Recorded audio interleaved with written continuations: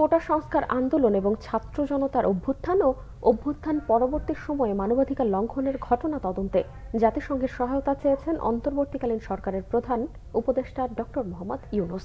জাতিসংঘের মানবাধিকার বিষয়ক হাই কমিশনার ফলকার টুরকে চিঠি দিয়ে এই সহায়তা চান তিনি। জাতিসংঘের মানবাধিকার বিষয়ক হাই কমিশনারের মুখপাত্র রাবিনা সামদাসিনের সংবাদ ব্রিফিংয়ে এই তথ্য জানানো হয়।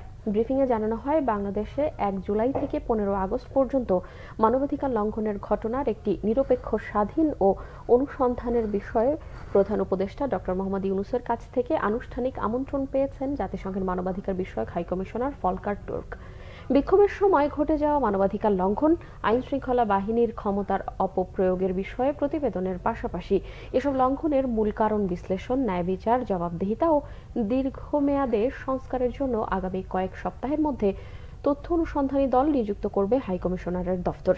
ব্রিফিংয়ে বলা হয়, হাই কমিশনারের একটি অগ্রবর্তী দল এরই মধ্যে বাংলাদেশ সফর করেছে। এছাড়াও সরকারের গুম নিয়ে তদন্ত কমিশন গঠনকেও স্বাগত জানান জাতিসংঘের মানবাধিকার বিষয়ক হাই কমিশনার।